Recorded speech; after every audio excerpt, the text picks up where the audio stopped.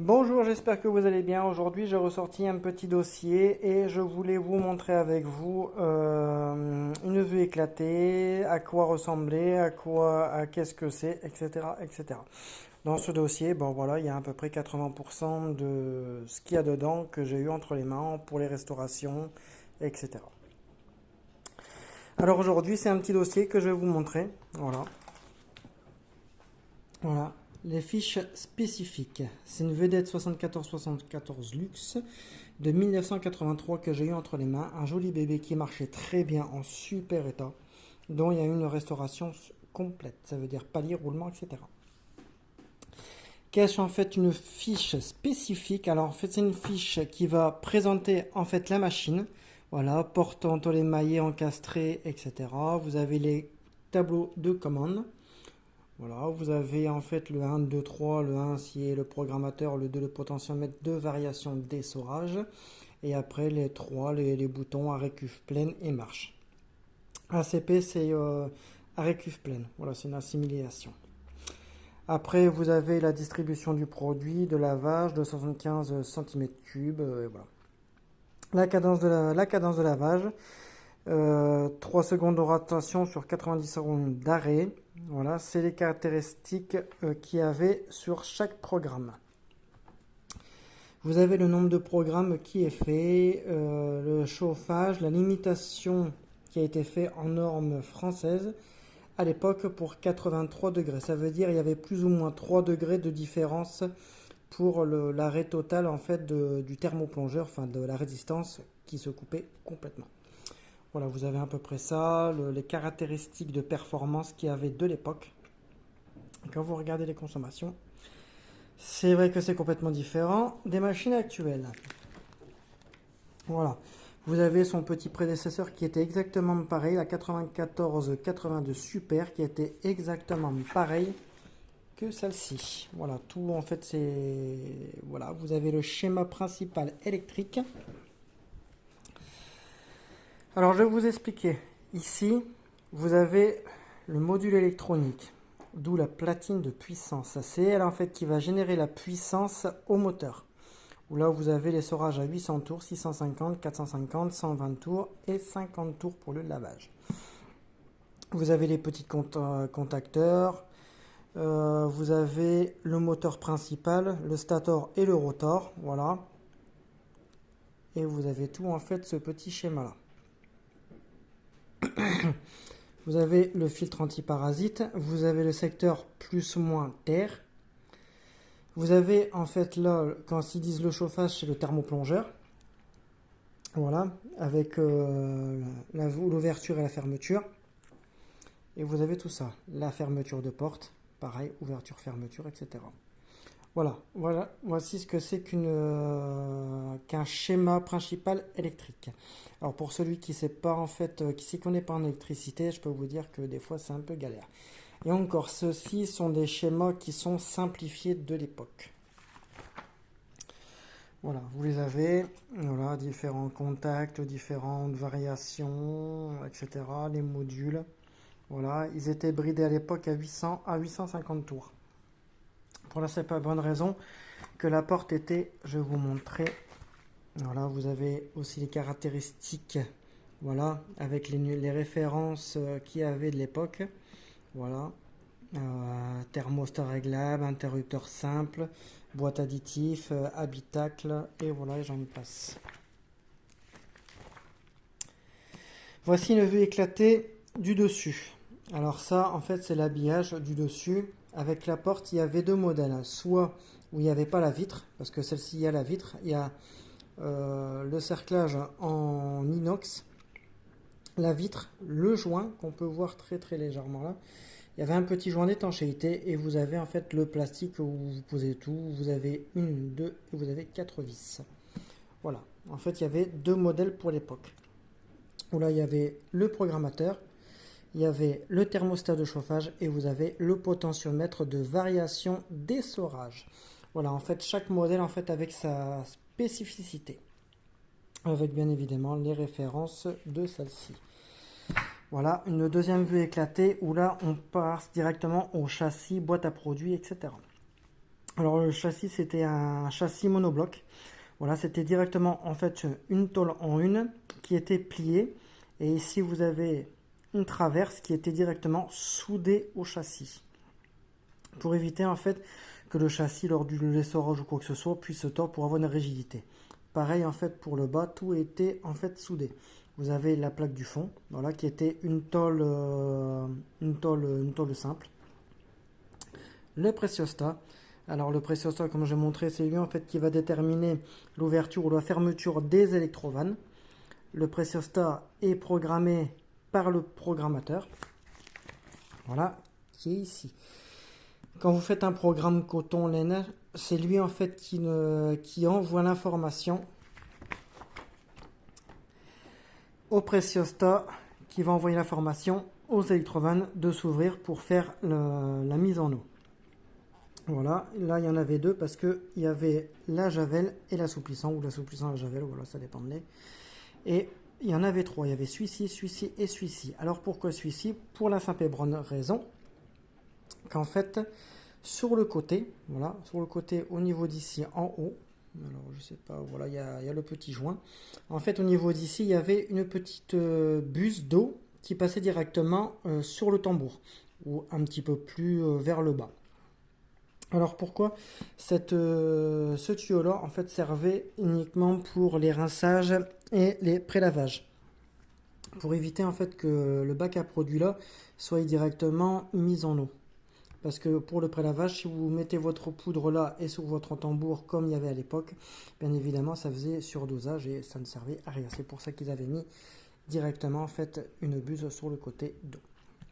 Alors ça c'est une manchette d'eau pour éviter que quand ça essore en fait ça puisse dégueuler de tout partout. Ici vous avez une petite barre où au niveau d'ici, alors voilà, il y a un petit trou et là vous passez en fait directement le tuyau du pressiostat.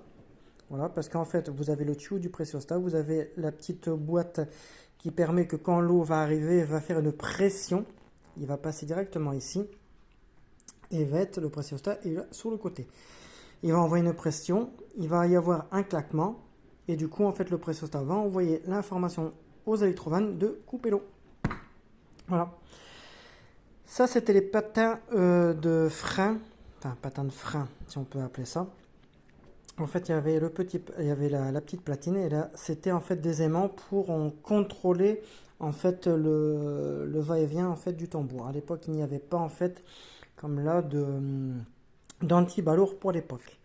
Alors ça c'est un joint de cuve. Ça c'est un joint de cuve pour faire l'étanchéité entre la flasque et la cuve. Voilà. Et là vous avez en fait le cerceau. Enfin, moi j'appelle ça un cerceau avec la vis, la rondelle et l'écrou. Vous serrez ça bien. Et par contre il y avait ce petit repère qui permettait de le mettre bien vers le haut parce que si vous le décalez en fin de compte votre tambour n'était pas droit. Il tournait et frottait contre la cuve en bas ou contre en fait la résistance. Voilà, continuons. Alors voici deux types de moteurs qu'il y avait à l'époque. Soit il y avait pour ces moteurs là 2 fiches ou ces moteurs là 4 fiches. Alors les moteurs sont exactement pareils, voilà. Mais pourquoi? Selon en fait les spécificités que le constructeur a fait. Ceci en fait est une platine de puissance, voilà, au niveau d'ici, ça c'est le support de la platine, avec sa petite fiche. La platine de puissance va envoyer en fait l'information au moteur pour faire la variation de rotation. Ça veut dire, lui va commander le moteur en disant voilà, c'est une rotation à 50 tours ou une rotation en fait à 800 tours. À l'époque, les machines à laver étaient bridées à 850 tours pour la simple et bonne raison qu'en fait, ils ont eu des soucis. Ça a été des trappes coulissantes. Alors en fait, c'était des petites... je vous le montrerai quand je ferai une restauration très bientôt. Il y avait en fait sur les côtés une petite plaque en fait qui était repliée et qui était contre le tambour. Voilà. Et du coup, ce qui se faisait, c'est que quand il y avait une forte rotation, en fait, cette petite plaque, en fait, au bout d'un moment, s'écartait. Et du coup, ce qui a eu entraîné beaucoup de fois, malheureusement, c'est que en fait la patte, pouf, elle s'écartait de son logement et du coup la plaque du tambour en fait partait. Ils ont rajouté pour l'époque en fait ces deux petites... Putain, le téléphone de tes morts, excusez-moi. Ces deux petites pattes ici, pour que quand le tambour puisse se fermer, étaient contre. Et il y avait deux pattes à l'arrière pour éviter en fait que le tambour en fait il s'allonge comme ça. Voilà, pour éviter que le linge puisse déjà sortir, etc. Alors ça, vous avez le croisillon de tambour. C'est ce qui sert en fait à maintenir le tambour à la cuve. Vous avez le palier avec le roulement. Vous avez les joints d'étanchéité pour avoir une bonne étanchéité pour éviter que ça puisse dégueuler d'ici. Parce que des fois, vous avez des niveaux d'eau qui étaient jusqu'à moitié ou même des fois plus. La trappe de visite, ça veut dire que si celle-ci en fait venait malencontreusement à s'ouvrir parce que vous l'avez mal fermé, vous avez cette trappe de visite que vous pouvez tourner le tambour et sortir le linge de par ici qui était bien pour l'époque, qui n'en a plus maintenant. Vous avez là la poulie avec sa courroie. Voilà. La 544, celle que j'ai, la 544C. Voilà, avec sa fiche technique. J'ai eu celle-ci aussi, ma grand-mère a eu la 534C, qui est exactement le même modèle que la 544. Le seul truc qu'il y a, c'est qu'en fait, au lieu d'avoir un thermostat, en fait, c'était un thermostat. Putain de qualité, excusez-moi. C'est qu'en fait, c'était par numérotation, comme la 544, enfin mon autre Stato que j'avais. Alors, je vais vous montrer un autre schéma électrique de la 534C. Voilà. Alors ici, c'est le programmateur. Voilà, le programmateur avec toutes les fiches. Toutes les fiches. Vous avez tous les câbles, en fait, qui relient. Comme là, au moteur. Vous regardez, tac, tac, tac, tac.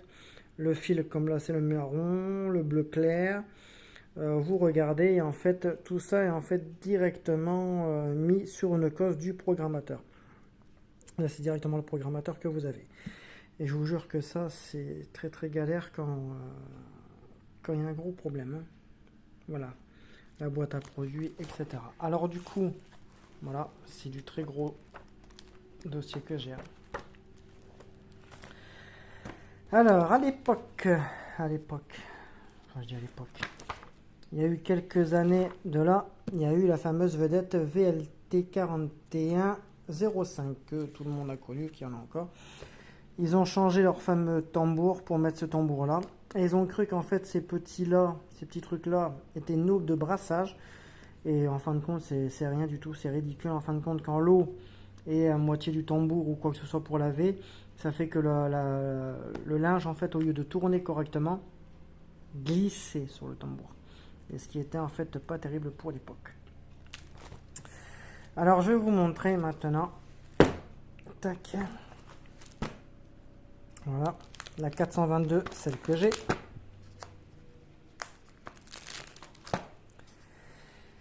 La 878, la 678. Et voilà maintenant un schéma électrique. Alors ça c'est une 8 ampoules que j'ai eu.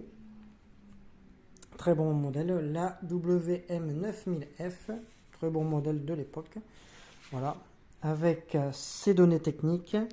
Voilà, les touches, départ différé, l'indicateur, la classe énergétique de l'époque. Cette machine-là était des années 2000, si mes souvenirs sont bons. Il me semble que je dois avoir l'année dessus, enfin je le trouverai. Voilà. Vous avez la liste des pièces détachées qui a été, enfin la liste des pièces détachées de l'assemblage qu'il y a eu. Voilà, il y en a quand même un pacasse. Que vous en avez encore ici aussi. Ressort de suspension, cils en bloc, roulement, bride de transport, etc.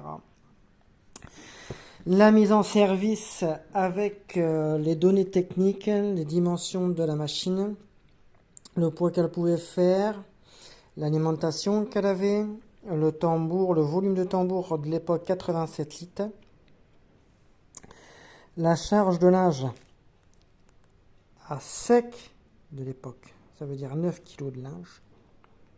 Parce que maintenant nous sommes plus, on n'est plus en linge sec mais en linge humide, mouillé, on pourrait dire ça, ce qui est complètement débile. Le pressiostat avec le premier niveau, deuxième niveau et le niveau débordement. Ça veut dire le niveau maximum, ça veut dire 280 litres plus ou moins 20 mm. Hauteur d'eau intérieure du tambour, voilà. Vous avez 69 à 78 mm, enfin bref. Et le débordement. Vous avez le courant nominal, voilà, en ampères pour 24 volts. Les contacts qu'il y avait, contacts de saut, de pas, etc. Le verrouillage de porte. Vous avez élément chauffant, ça veut dire le thermoplongeur, voilà, qui allait jusqu'à 95 degrés. Et les vrais 95 degrés. Je peux vous dire que ça chauffait. Hein. Ça cogne. Les données techniques, anti-débordement, la pompe de vidange, le débitmètre, vous avez le moteur. Voilà, 230 volts plus 10% qu'il y avait, etc. Voilà, après c'est un petit peu du chinois, il faut vraiment s'y connaître beaucoup. La platine de contrôle, voilà, avec le numéro de série, voilà, avec les données techniques, la tension, la fréquence en Hertz, le nombre de programmes, remplissage eau froide, oui, parce qu'il n'y avait pas l'électrovanne pour l'eau chaude, que maintenant ça commence à se faire de plus en plus pour les économies. Température de fonctionnement, vous avez le type de programme, blanc, intensif, normal, etc., etc. Le point de mesure de platine de contrôle, voilà. Ça par contre, je ne sais pas du tout parce que bon, c'est très très spécifique. Le moteur que vous avez la tension osmique, etc. Voici, nous passons maintenant au cœur du débat. Voici alors, la vue éclatée était complètement différent des lave-linges à chargement au-dessus. Parce que là, on passait sur des cuves plastiques, excusez-moi, et non en inox. Pourquoi ? Tout bonnement pour une raison d'économie. Oui. L'économie commençait à se faire déjà. C'était des très très bonnes cuves. Les cuves étaient quand même un peu plus épais que sur mon Samsung que j'ai actuellement. Voilà, alors vous avez le roulement, vous avez le joint et vous avez la petite genre de petite clavette.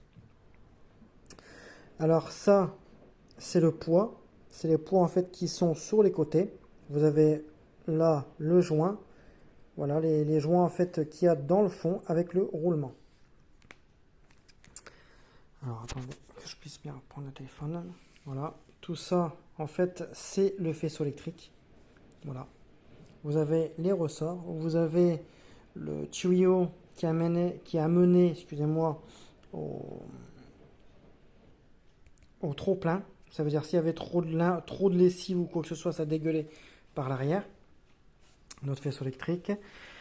Le moteur, vous avez le tuyau qui est sous le tambour pour la vidange.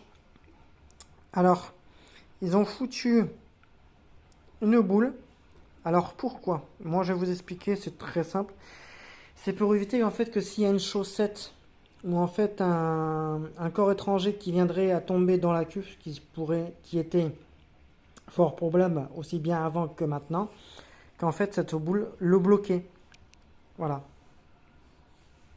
Voilà, avec le moteur de la pompe de vidange. Vous avez le contrepoids, vous avez l'élément chauffant, etc., etc. Je vais vous montrer autre chose. Voici maintenant un petit peu le merdier qu'ils ont foutu. Voilà.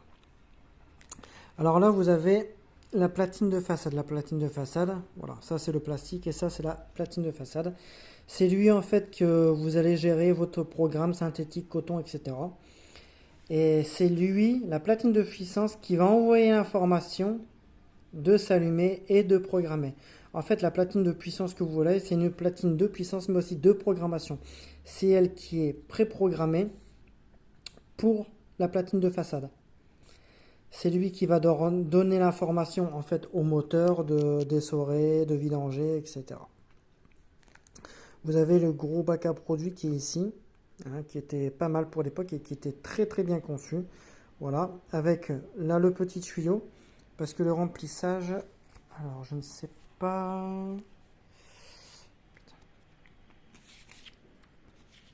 Alors, tac, tac, tac, non même pas, c'est plutôt là, ouais.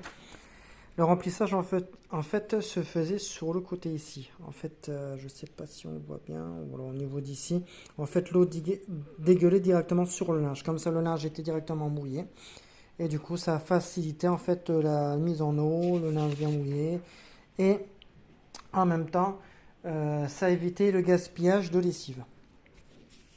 Voilà, vous avez le plateau de façade, voilà, avec la vitre, le plastique, la charnière et tout ça. Voilà. Les brides de transport, le tuyau de vidange, le tuyau d'eau, le cache par-dessus, la prise, l'antiparasite que vous avez là. Après, bah, vous avez bah, le plateau de commande, hein. Et voilà. Voici deux types de platines de puissance. Là, vous avez l'avant et là, vous avez l'arrière ou le côté. Ça dépendait. Voilà. En fait, vous avez ici une commande pour le pressostat. Là, c'était pas utilisé parce qu'il n'y avait rien. Ici, vous avez l'électrovan. Alors, désolé pour la qualité. Vous avez l'électrovan. Voilà. Tout était très très bien pensé. Là, vous avez moteur injection d'eau au niveau d'ici. Et tout ça. Voilà. En fait, chaque cosse en fait avait directement son emplacement avec les petits repères. Ça fait que vous ne pouvez pas mettre celui-ci là ou celui-là là. Vous avez chaque repère est complètement différent. Vous avez des petites cosses, vous avez des petits anthrax en lesquels vous pouvez mettre votre cosse. Vous ne pouvez pas du tout vous tromper. Là, c'est sur le côté ou l'arrière, je ne sais plus. Voilà. La platine électro-afficheur. Voilà, en fait, c'est ce gros truc-là, c'est lui qui est plus cher que la platine de façade. Parce que c'est lui, en fait, qui est programmé au niveau usine. Nous avons les fameux codes erreurs, voilà, ou les programmes test. Voilà. Alors, celui qui ne s'y connaissait pas, pour faire une mise en fonction du programme test, eh ben, il fallait s'y connaître un peu. Vous avez, en fait, tous les affichages. FP, FA, F05, F06, etc. Voilà, tout ça en fait c'était les codes d'erreur. Voilà, comme là F05 défectueux durant la phase de chauffage, ça veut dire que là c'était directement le thermoplongeur ou la sonde. Voilà, quand c'est F05 c'est directement en fait état de qualité. Voilà, durant la phase de chauffage, le CTN détecte une température en dehors de l'intervalle de travail. Ça veut dire que là, c'est ni plus ni moins que la sonde en fait qui peut délirer ou ce qui peut se passer, c'était en fait le thermoplongeur en fait qui avait qui merdait. Voilà, défaut tachymètre, défaut de platine de contrôle. Voilà, F07. La platine contrôle détecte un court-circuit. Voilà, ça veut dire quand il y a une petite anomalie, un court-circuit qui peut y avoir sur la platine, parce qu'il peut y avoir une résistance en fait qui peut cafouiller. Il peut y avoir voilà différents en fait éléments qu'il peut avoir dans la platine et en fin de compte celui-ci était bien pensé parce que il coupait directement. Détection anti-débordement, ça veut dire le F09, c'est directement en fait le débitmètre. Voilà, le débitmètre en fait qui était en défaut. Enfin, débitmètre pressostat quoi. Voilà. Voilà, F13, défaut de communication entre le CB et le CU, etc. Voilà, vous avez ça. Le temps restant, le remplissage, vous avez les cadences, voilà. À l'époque, c'était que 35 tours minutes. C'était pas beaucoup, mais bon, ça l'avait bien quand même. Le moteur, la durée, et voilà. Voici à peu près ce que c'est qu'une platine électronique. Alors, quelle est la différence entre une platine électronique et un programmateur? Alors, il y a deux choses qui varient. Déjà la tension et en même temps un programmateur mécanique, le truc qu'il y a c'est qu'il n'y a pas d'anti-balourd, rien du tout. Il aurait fallu en fait préprogrammer la platine de puissance avec ça. Mais pour l'époque, en fait, c'était même pas la peine parce que les machines étaient bien pensées. Ils avaient un bon niveau d'eau pour que derrière, dès la phase d'essorage, de 50 tours, passer directement à 70-80 tours. Le linge était directement collé à la paroi bien comme il faut. Et du coup, ça fait que le balourd était vachement moins fort que maintenant. Si, bien évidemment, ça dépendait de la charge de linge. Voilà. Alors, vous avez un petit peu cette explication que je vous ai fait. J'espère que cette explication a été comprise pour vous. Voilà, ça faisait un petit moment que je voulais vous faire ces petits schémas-là, vous montrer ce que c'était vraiment une machine à laver dans son intégralité. Bien évidemment, chaque machine à laver a ses particularités, a son propre fonctionnement, a ses propres programmes, etc. Maintenant, tout passe par électronique pour une simple et bonne raison, pour une économie d'énergie, parce qu'une platine électronique consomme moins qu'un programmateur mécanique. Et en même temps, bien évidemment, les constructeurs ont fait ça pour que les machines de maintenant font un certain nombre d'heures et qu'après, ça claque. Et oui, c'est bien l'électronique, hein. Mais ils auraient continué à faire des programmateurs mécaniques et faire des vrais 9 kg, parce que la AW9000, c'était une vraie 9 kg pour l'époque. Ça veut dire c'était un tambour de 90 litres de capacité. Que maintenant, la mienne, la Samsung, ils disent 18 kg de capacité, alors qu'elle en fait seulement que 13 kg de capacité de linge sec. Et oui, ils ont fait ça pour un petit peu couillonner les personnes. Je suis désolé de vous le dire, mais c'est comme ça. Alors j'espère que ces petites explications vous ont un petit peu éclairé. Voilà. Et j'espère que si jamais vous avez des petites explications par rapport au schéma ou quoi que ce soit, vous pouvez me dire. Voilà. Là, à l'époque, il y avait la TSA 83 qui était à l'époque la BB40. Le programmateur était vers le haut. Et voilà. Là, j'ai beaucoup de chargement par-dessus. Je n'ai même quasiment pas de chargement par le frontal. À part celle-ci. Clac. Voilà. Après tout ça, c'est des dossiers que j'ai. C'est des dossiers que 80% des machines que j'ai eues. Oui, 80% sur des machines que j'ai eues dans les mains. Voilà, la 422 que j'ai. Voilà, donc il y a un très beau bébé qui marche très très bien. Et que là, je vais refaire. Voilà. Voilà. Tout ça, c'est des dossiers. Voilà. Vous avez en fait les petites roulettes pour monter la machine et la faire rouler, ce qu'il n'y a plus maintenant. Voilà, avec les deux condensateurs. Alors, qu'est-ce qu'un condensateur? C'est un condensateur de démarrage. C'est lui qui va envoyer la puissance au moteur en disant, voilà, c'est pour le lavage et l'autre, c'est pour l'essorage. Voilà, avec différentes tensions. Voilà, voilà, voilà, voilà. Voilà, le diagramme circulaire du programme effectué par la machine avec le prélavage, lavage, rinçage, vidange, javel, etc. Je peux vous dire du dossier, j'en ai un. Et je peux vous dire encore, c'est pas tout. Hein, parce que avec ce que j'ai eu dans les mains, il y en aurait 3 fois plus que ça. Voilà, la 584. Voilà, un bébé que j'ai failli récupérer, en fin de compte, que j'ai même pas pu avoir. Un bébé qui marchait très très bien, et en fin de compte, au dernier moment, le propriétaire ne voulait plus le vendre. Pourquoi je ne sais pas. Voilà, tout ça, c'est des dossiers, c'est des choses que j'ai voulu, en fait, vous faire partager. Et qui feront, en fait, partie de l'histoire de l'électroménager. Voilà, la 551, la 554 CIF, et que j'en passe, et que j'en passe. Voilà, tout ça, ça fait partie maintenant de l'histoire française de l'électroménager. Voilà, la pompe de vidange. Voilà, le condensateur, le moteur. Et voilà. J'espère que vous avez aimé cette petite histoire. Voilà. si on pourrait appeler ça. Ah, la machine elle est finie.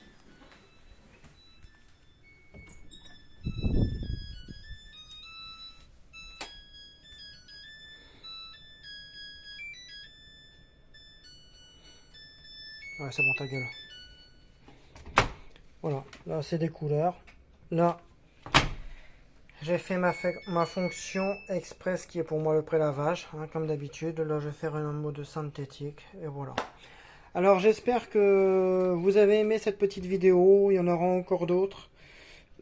Il y aura très prochainement, peut-être le mois prochain. Voilà, parce que actuellement j'ai beaucoup de choses à faire. J'ai pas beaucoup le temps.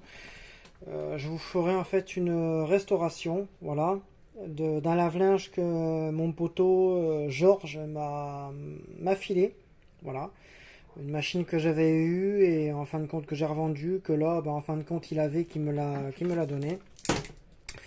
Là, bonjour à toute cette petite famille hein, qui suit mes petites vidéos. Voilà, je vous fais des gros bisous à tout le monde et à très bientôt pour de nouvelles vidéos. Portez-vous bien et faites attention à vous. Bisous tout le monde.